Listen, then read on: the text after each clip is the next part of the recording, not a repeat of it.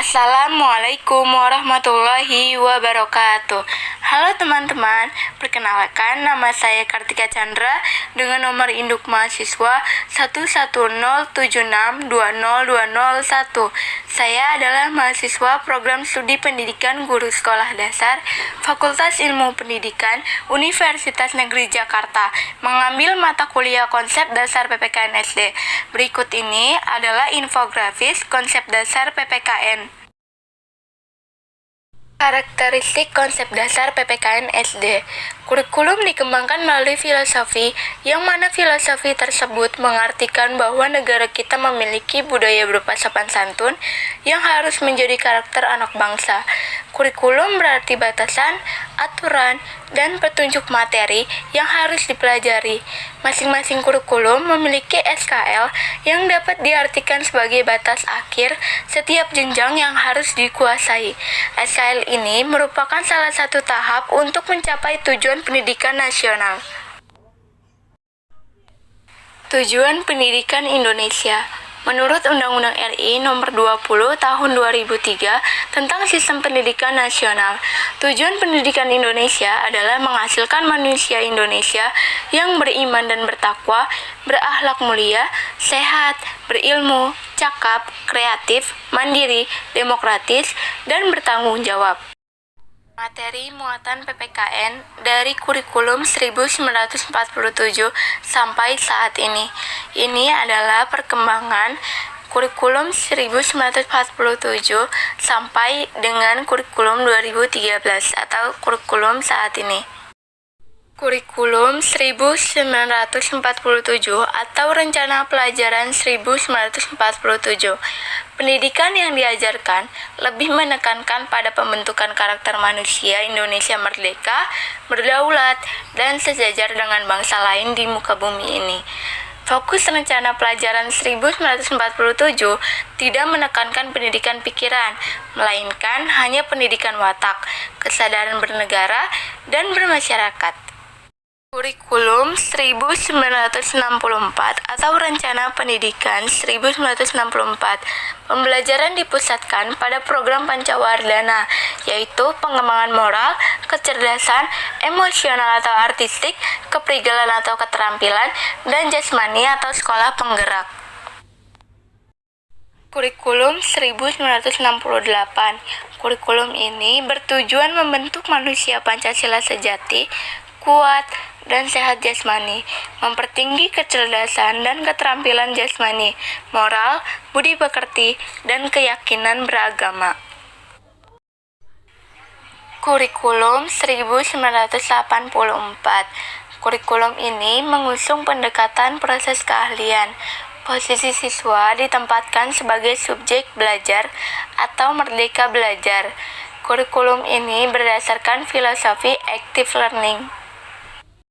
Pendidikan komprehensif menurut Ki Hajar Dewantara adalah ilmu pengetahuan, budi pekerti, kreativitas, dan inovatif. Amanat dan prinsip dasar guru dari Bapak Pendidikan Ki Hajar Dewantara. Ki Hajar Dewantara dalam rangka mendidik anak atau pendidikan moral Pancasila mengamanahkan prinsip dasar guru bagi pendidik, yaitu yang pertama Ingarso Sungtulodo, yang berarti guru harus menjadi teladan. Yang kedua, Ing Madio Mangunkarso, yang berarti guru dapat memberi motivasi.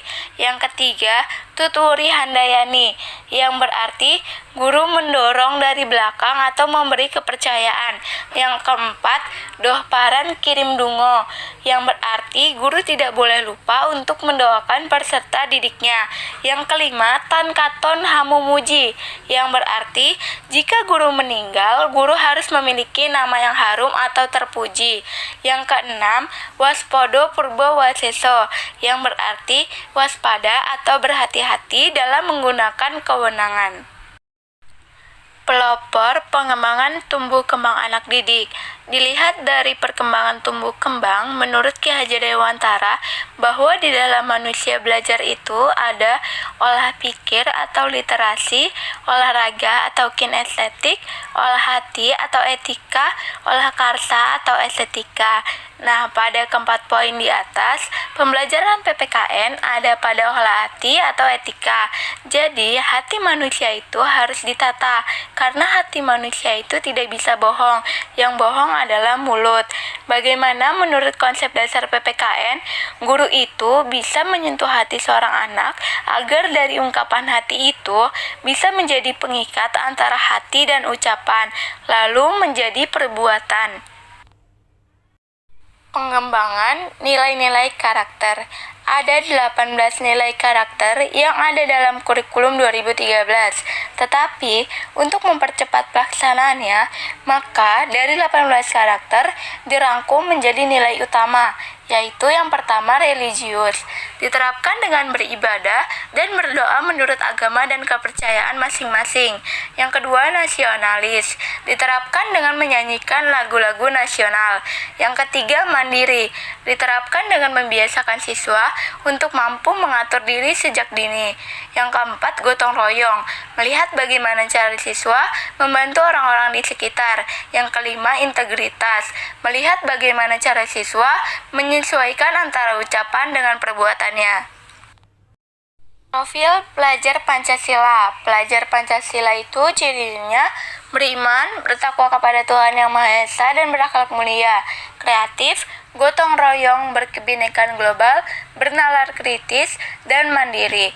Saya akan menjelaskan tentang kreatif, berkebinekaan global, dan bernalar kritis, karena yang lainnya sudah dijelaskan sebelumnya.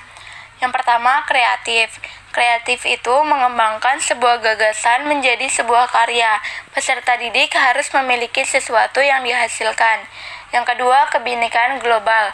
Kebinekaan global adalah kemampuan memahami dan beradaptasi dengan keanekaragaman di seluruh dunia.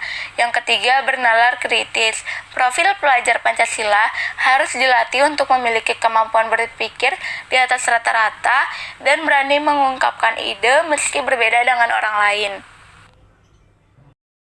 Analisis kurikulum. Kelas 4, tema 7, indahnya keragaman di negeriku. Subtema 2, indahnya keragaman budaya negeriku. Dari hasil analisis yang telah saya lakukan pada tema 7, subtema 2, terdapat materi tentang keragaman budaya di Indonesia. Seperti yang kita ketahui, Indonesia memiliki berbagai macam budaya, di antaranya rumah adat, pakaian adat, dan kesenian. Dengan adanya keragaman tersebut, sesuai KI dan KD yang ada, kita harus menerima dan menghargai berbagai bentuk keragaman budaya di Indonesia sebagai rasa syukur kepada Tuhan Yang Maha Esa. Dan kita harus melestarikan keragaman rumah adat tersebut. Selain itu, kita harus menjaga dan melestarikan keragaman pakaian adat dan kesenian yang ada di Indonesia ini agar tidak hilang atau diambil oleh negara lain. Berikut, saya akan memberikan beberapa contoh keragaman budaya di Indonesia. Salah satunya rumah adat beserta asal daerahnya. Rumah Joglo berasal dari daerah istimewa Yogyakarta, Jawa Tengah, dan Jawa Timur. Rumah Gadang berasal dari Sumatera Barat. Rumah Panggung berasal dari Jambi. Rumah adat Baduy berasal dari Banten. Rumah Limas berasal dari Sumatera Selatan. Rumah Honai berasal dari Papua Barat. Dan masih banyak lagi rumah adat dan keragaman yang ada di Indonesia. Dengan adanya keragaman budaya tersebut, kita harus saling menghargai terhadap suatu perbedaan. Hal tersebut berkaitan dengan kebinekaan global. Profil dari pelajar Pancasila diharapkan memiliki kebinekaan global. Tidak hanya menyadari bahwa bangsa Indonesia adalah bangsa yang banyak perbedaan, tetapi juga memahami perbedaan dan menjadikan perbedaan itu sebagai kekuatan untuk bersatu. Tidak hanya di Indonesia Indonesia. Di luar Indonesia pun banyak perbedaan-perbedaan yang harus disikapi dengan baik. Dari pembahasan tersebut, dapat disimpulkan bahwa seorang pelajar yang menerapkan profil pelajar Pancasila dan memiliki kebinekaan global adalah pelajar yang menyadari dan memahami suatu perbedaan yang ada di dunia ini, serta perbedaan itu tidak dijadikan untuk menimbulkan perpecahan, tetapi dijadikan kekuatan untuk bersatu. Sekian presentasi saya tentang konsep dasar PPKN. Kurang lebihnya mohon maaf. Wassalamualaikum warahmatullahi wabarakatuh. Terima kasih.